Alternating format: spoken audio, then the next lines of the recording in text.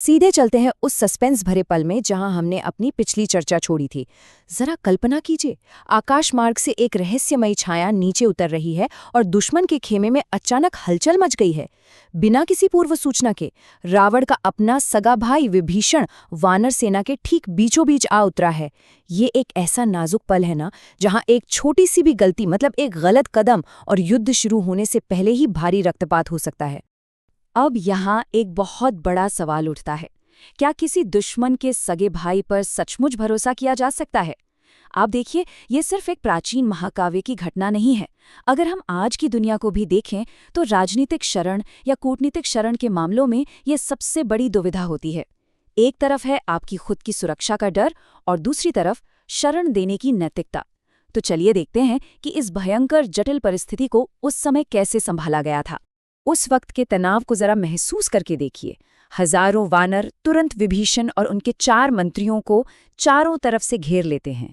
सुग्रीव और अंगद तो अपनी गदाएं तानकर बिल्कुल हमले के लिए तैयार खड़े हैं। पूरे माहौल में एक बेहद आक्रामक आवाज गूंज रही है, रुको, कौन हो तुम? रावण के कोई जासूस हो या उसकी कोई नई माया? अचानक हवा में एक बहुत ही भारी सैन्य खतरा महसूस होने लगता है। लेकिन उस भयंकर शोर शराबे और उठी हुई गदाओं के बीच विभीषण के हाव-भाव देखिए। वो पूरी तरह शांत हैं, एकदम अडिग। हाथ जोड़े हुए उनका बहुत ही स्पष्ट जवाब आता है, मैं रावण का भाई विभीषण हूं।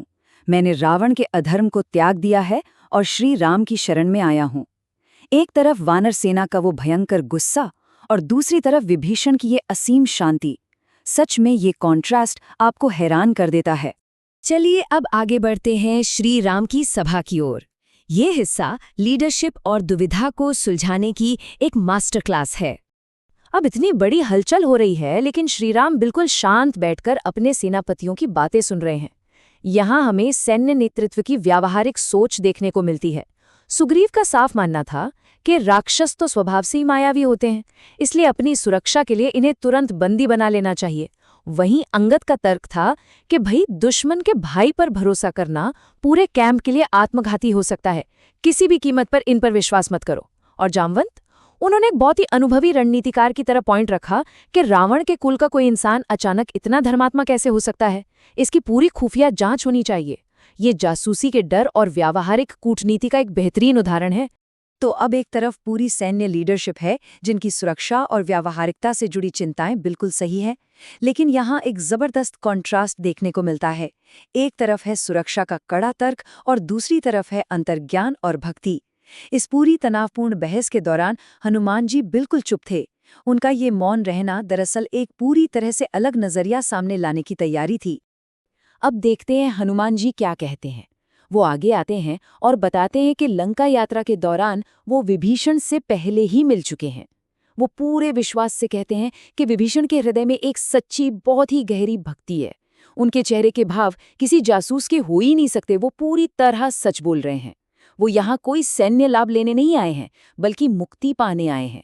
और पता है, उनके इस एक स्पष्टीकरण ने पूरी सभा का ध्यान सैन्य संदेह से हटाकर एक गहरे आध्यात्मिक सम्मान की तरफ मोड़ दिया। और फिर आता है इस पूरी घटना का वो नैतिक शिखर जो आज भी लीडरशिप की एक मिसाल माना जाता है। श्रीराम एक बेहद गंभीर और स्पष्ट आवाज में घोषणा करते हैं, जो शरण में आए हुए इंसान को खतरे के डर से त्याग देता है, वो बहुत बड़ा पाप करता है। ये कोई सुझाव नहीं था, ये एक अंतिम आदेश था। उन्होंने साफ कर दिया कि अगर खुद रावण भी हाथ जोड़कर शरण मांगने आ जाए ना, तो उसे भी बिना किसी हिचकिचाहट के अभयदान दे दिया जाएगा। इसी के साथ हम आते हैं इस कहानी के दूसरे अहम हिस्से पर, समर्पण। एक ऐसे व्यक्ति को अपनाना जिसे सबने ठुकरा दिया हो। श्री राम के इस फैसले के बाद तो जैसे सभा का सारा तनाव एक ही पल में हवा हो गया। सुग्रीव और लक्ष्मण जैसे आक्रामक रणनीतिकार भी इस असीम करुणा को देखकर नतमस्तक हो गए। विभीषण को पूरे सम्मान के साथ अंदर लाया जाता है। राम जी को देखते ही उनकी आंखों से आंसू छलक पड़ते हैं और वो सीधा उनके चरणों में गिर पड़ते हैं। वो खुद को पापी और अधम कह रहे हैं, लेकिन तभी एक बहुत ही भावुक पल आता है। श्री राम उन्हें उठाते हैं, गले लगाते हैं और कहते हैं, विभीषण, तुम अब मेरे मित्र हो। सोचिए, एक दुश्मन के भाई को अपने खेमे में इस तरह गले लगाना, ये कितना शक्तिशाली संदेश था। इस भावुक मिलन के तुरंत बाद चीजें बहुत ही तेजी से और एक व्यवस्थित तरीके से होने लगती हैं। पहले श्रीराम सार्वजनिक रूप से उन्हें एक मित्र के रूप में स्वीकार करते हैं। फिर बिना एक पल गवाए लक्ष्मण जी दौड़कर समुद्र का पवित्र जल ले आते हैं और वहीं उसी वक्त उस खुली सभा के बीच विभीषण का पवित्र राज तिलक कर दिया जाता है। अब जरा कल्पना कर सकते हैं, समुद्र के किनारे विजय शंख की वो गूंजती हुई भव्य आवाज, और वहां एक नया इतिहास लिखा जा रहा था। अब अगर आप इसे कूटनीति के नजरिए से देखें तो ये कदम बहुत ही गहरा था।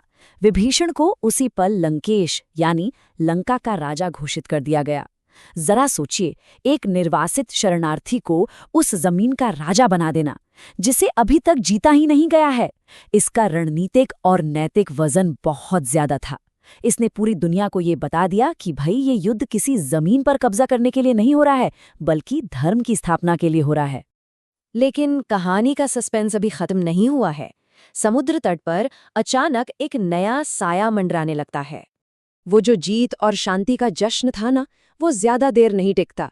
आसमान से अचानक एक बहुत विशाल पक्षी तेजी से गोता लगाते हुए नीचे आता है और जमीन पर पैर रखते ही एक भयंकर राक्षस बन जाता है।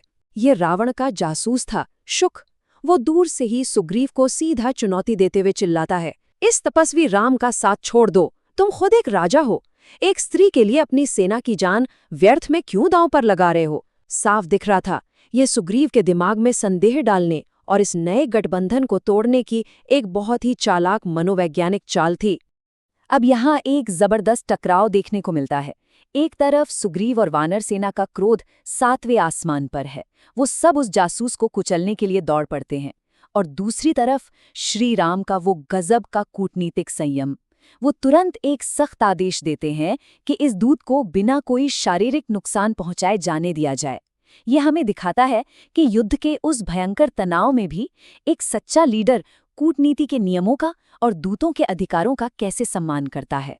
खैर, सुग्रीव उस जासूस शुक को एक ऐसी खौफनाक चेतावनी देकर छोड़ते हैं कि उसकी रूह कांप जाती है। लेकिन असली खतरा तो कुछ और ही था। एक ऐसा खतरा जो किसी को नजर नहीं आ रहा था। शुक का वो आसमान से आना तो महज ध्यान भटकाने की एक चाल थी, एक छलावा। जब सबका ध्यान ऊपर आसमान और उस जासूस पर था, ठीक उसी वक्त समुद्र की अंधी गहराइयों में एक बहुत बड़ा और बहुत भयानक षड्यंत्र रचा जा रहा था। रावण ने अपनी सबसे गुप्त और खूंखार सेना यानी पाताल सेना को सक्रिय कर दिया था। और इसी के साथ हमारी आज की ये चर्चा एक बहुत ही खतरनाक मोड़ पर आकर रुक जाती है। अब सवाल ये है, क्या राम की सेना लंका की जमीन पर अपना पहला कदम रखने से पहले ही पाताल के उन क्रूर राक्षसों का शिकार बन जाएगी? इस अनजाने और जानलेवा खतरे का सामना आखिर कैसे होगा? ये एक ऐसा सस्पेंस है जो हमें आगे की घटनाओं के बारे में सोचने पर मजबूर कर देता है। इस रहस्यमयी पाताल सेना का सच क्या है, ये जानना वाकई बहुत रोमांचक होगा।